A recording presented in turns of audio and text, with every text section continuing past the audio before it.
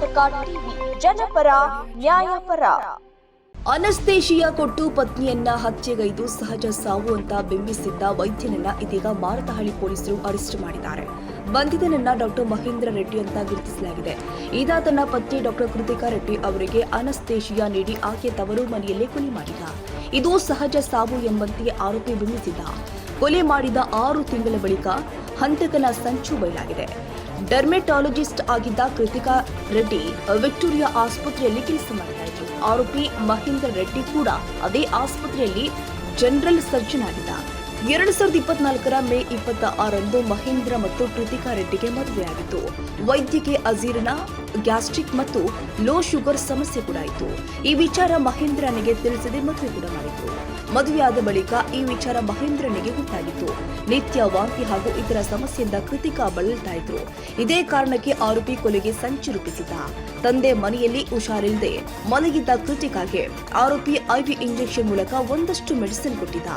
2 ದಿನ ನಿರಂತರ ಮೆಡಿಸಿನ್ ಕೊಡಲಾಗಿತ್ತು. ಬಳಿಕ ಈ ವರ್ಷ ಏಪ್ರಿಲ್ 23ರಂದು ಅವರು ಜ್ಞಾನ ತಪ್ಪಿದ್ರು. ಕೂಡಲೇ ಅವರನ್ನ ಹತ್ತಿರದ ಖಾಸಗಿ ಆಸ್ಪತ್ರೆಗೆ ಕರೆದುಕೊಂಡು ಹೋಗಲಾಗಿತ್ತು. ಆ ವೇಳೆ ಆಕೆ ಮೃತಪಟ್ಟಿದ್ದಾಳೆ ಎಂದು ವೈದ್ಯರು ತಿಳಿಸಿದ್ದಾರೆ. ಇನ್ನು ಘಟನೆ ಬಳಿಕ ಆಸ್ಪತ್ರೆಯಿಂದ ಡೆತ್ ಮೆಮೊ ಬಂದಿದ್ದ ಹಿನ್ನೆಲೆ ಸ್ಥಳಕ್ಕೆ ಪೊಲೀಸರು ಭೇಟಿ ಕೊಟ್ಟು ಕುಟುಂಬದಿಂದ ದೂರು ಪಡೆದು ಯುಡಿಆರ್ ದಾಖಲು ಮಾಡಲಾಗಿತ್ತು.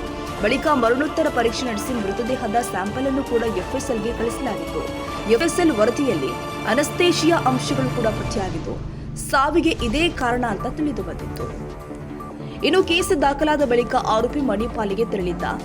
ಅಲ್ಲಿಯೇ ಆತನನ್ನ ಬಂಧಿಸಿ ಬೆಂಗಳೂರಿಗೆ ಕರೆತಂದು ತೀವ್ರ ವಿಚಾರಣೆ ಮಾಡಲಾಗ್ತಾ ಇದೆ.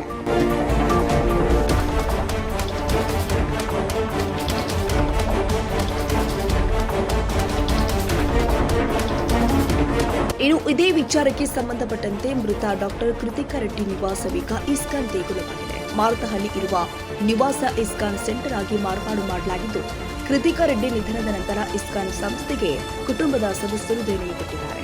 ಮಗಳೇ ನಿಧನದ ನಂತರ ದೇಣಿಗೆ ಕೊಟ್ಟ ಕುಟುಂಬದ ಸದಸ್ಯರು ಈಗಲೂ ಕೂಡ ಮನೆ ಮುಂದೆ ಡಾಕ್ಟರ್ ಕೃತಿಕಾ ರೆಡ್ಡಿ ಹೆಸರಿನ ಬೋರ್ಡ್ ಕೃತಿಕಾ ರೆಡ್ಡಿ ಸಹಜ ಸಾವಲ್ಲ, ಕೊಲೆ ಎಂಬುದು ಸ್ಥಳೀಯರಿಗೆ ಗೊತ್ತಾಗಿದೆ. ಕೊಲೆ ಆಯಿತು ಅಂತ ಸ್ಥಳೀಯರು ಪ್ರಶ್ನೆ ಮಾಡ್ತಾ ಇದ್ದಾರೆ. ಇನ್ನು ಇದೇ ವಿಚಾರಕ್ಕೆ ಸಂಬಂಧಪಟ್ಟ ಹಾಗೆ ತಂದೆ ಮುನಿರೆಡ್ಡಿ ಅವರು ಕೂಡ ಮಾತನಾಡಿ, ನಮಗೆ ಯಾವತ್ತೂ ಕೂಡ ಅನುಮಾನ ಬರಲೇ ಇಲ್ಲ. ಹಾಗೆ ನಡೆದುಕೊಂಡಿದ್ದ ನಮ್ಮ ಅಳಿಯ ಎಫ್ಎಸ್ಎಲ್ ವರದಿ ನೋಡಿದ ಮೇಲೆ ಗೊತ್ತಾಗಿತ್ತು.